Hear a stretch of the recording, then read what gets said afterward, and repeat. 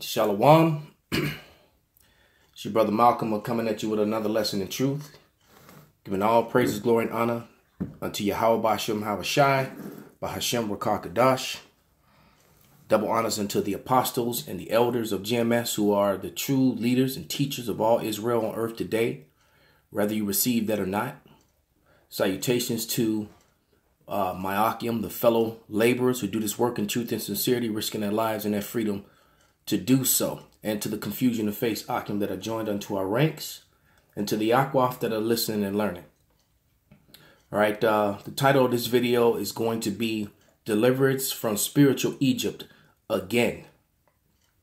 Okay, and this video is inspired by a collaboration of videos that I started watching this morning. First was the elder apostle Gabar. I was watching a video that he put up, and he mentioned the elder Adama from the Boston camp, and then from there I started watching Apostle Tahar's video, and then I watched Barra's video. One of the lieutenants in my camp, Barra, put up an excellent video about, the deliverance. I'm forgetting the name right now, but it was basically about the destroyer cometh, yeah. And all of them were related to the Passover, and which is a very important time, because this second deliverance in Egypt, death is going to pass certain people over, and what we're doing is we're studying to show ourselves approved, to try and make our election sure, so that we can get passed over and not get caught up in this horrific thing that is about to happen on earth, which you can't even imagine how horrible it's going to be. You can watch one of the most violent episodes of The Walking Dead and then multiply it times 100. If you can visualize that in your mind,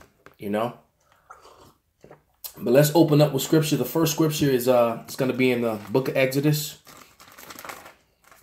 Being the Passovers here in the Chicago camp and the Gary camp. Reading, Exodus, the first 15 chapters prior to the Passover. But this is Exodus 12 and 23. Salaki, not that one. That's going to be actually my last scripture. First one is second. Is the second chapter in Exodus, verses Salaki,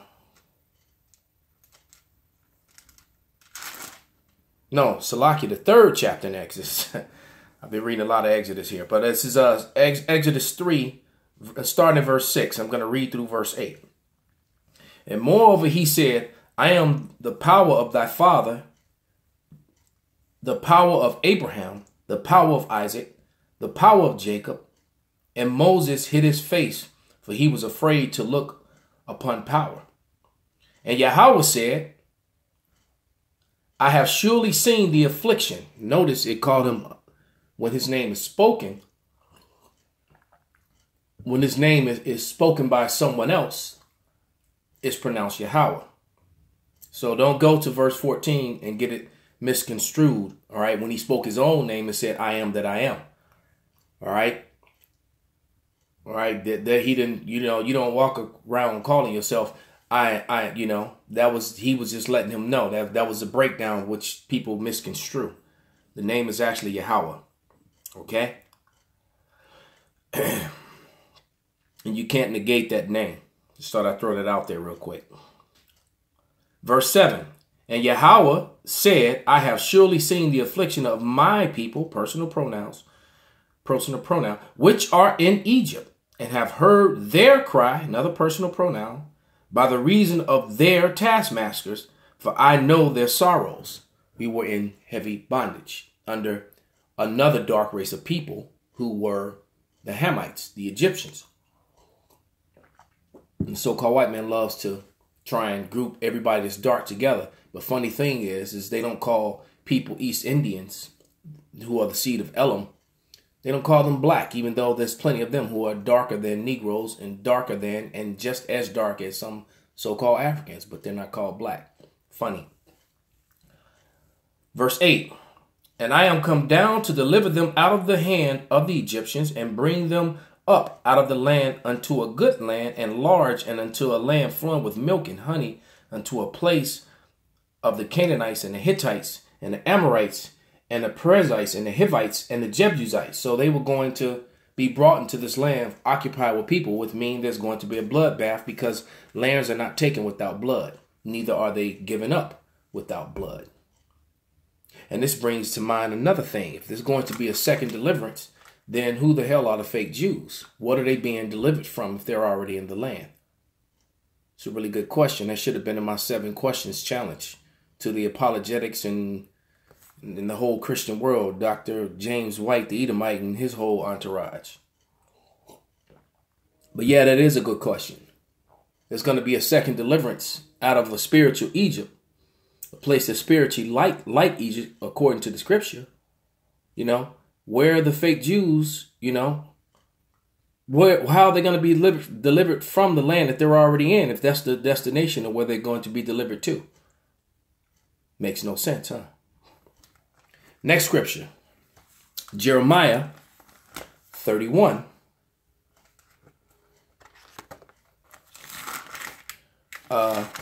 Verse 31. Let's go to it.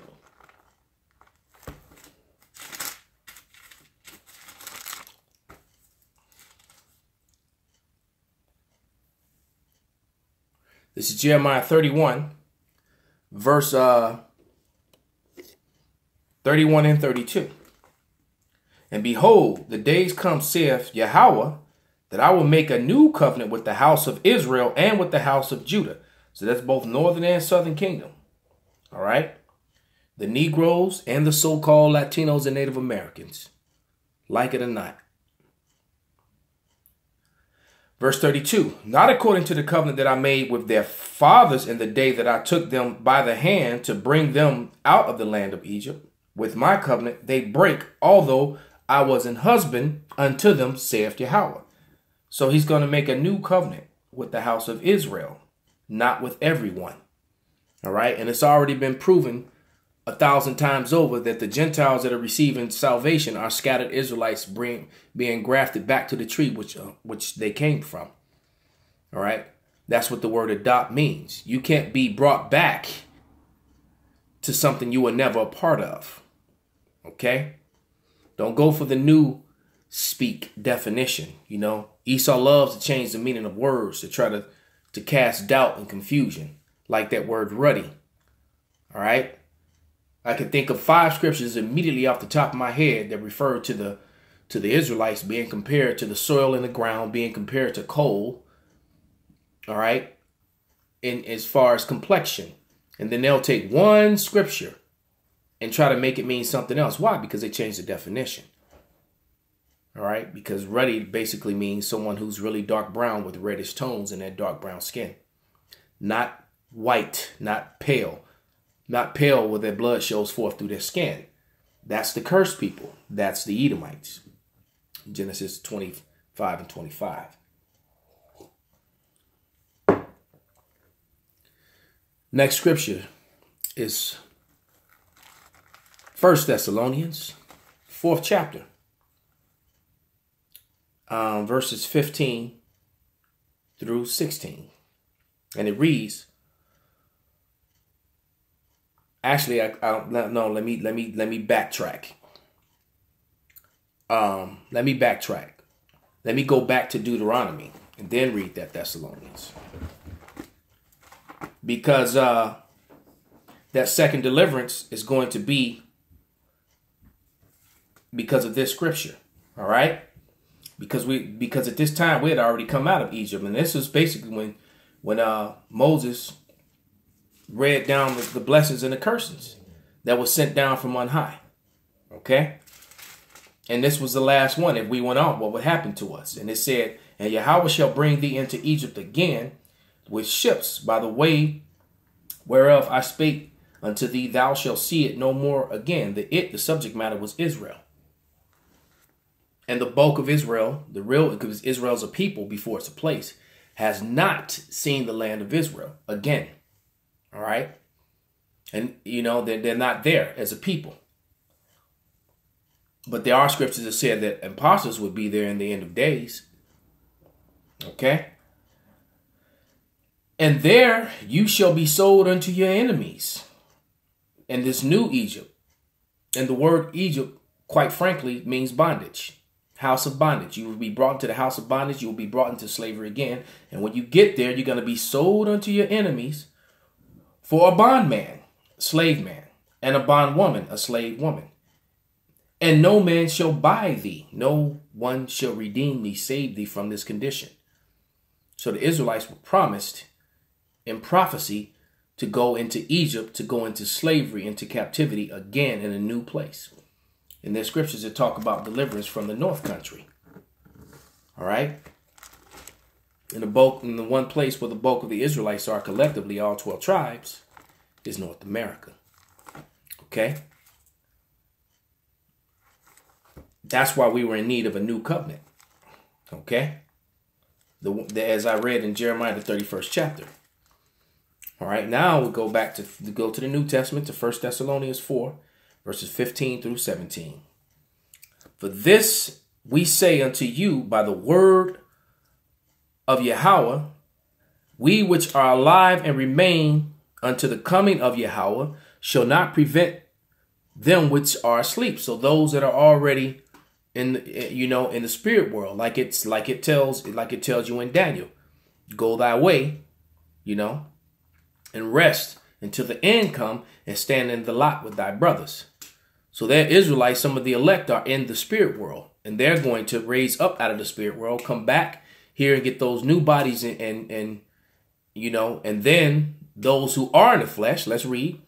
For Yahweh himself shall descend from heaven with the shout, with the voice of the archangel, and with the trump of power, and the dead and Hamashiach shall rise first. All right. Then they which are alive and remain shall be caught up together with them in the clouds to meet Yahweh. Ooh, wow. And shall we ever be with Yahweh? Wherefore comfort one another with these words. And that's exactly that is our number one comfort. And you see the scoffers on the comment boards, he's always saying, you're waiting for an imaginary God and a supernatural, blah, blah, blah. You have no power. You're nothing. Yeah, we are. We are nothing. Except we are the Lord's chosen and you're not. Okay. Let's go to Exodus. And final scripture. Back to Exodus 12 and 23.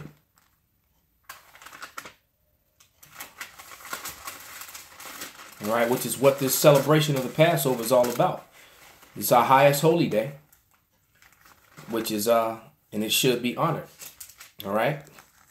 Why? Because we're all trying to be a part of that being risen up, getting beamed up. Okay. This is Exodus 12 and 23. For Yahweh will pass through to smite Egyptians, because we're in Egypt again, spiritually. All right. And when he seeth the blood upon the lintel and on the two side posts, Yahweh will pass over the door and will not suffer the destroyer to come in to your houses and smite you. And the destroyer is who the world ignorantly calls Jesus Christ. That's who the destroyer is. That's the real Grim Reaper. All right. That's who the destroyer is. All right. Because people have this, ridiculous ideology of what he is. But what he's portrayed to, especially by Christianity, which was controlled by Esau, Edom, and has perverted the mind of the people, he's the opposite of a destroyer. So with that, I hope this was an edifying lesson. Shalom and a Baba Ball.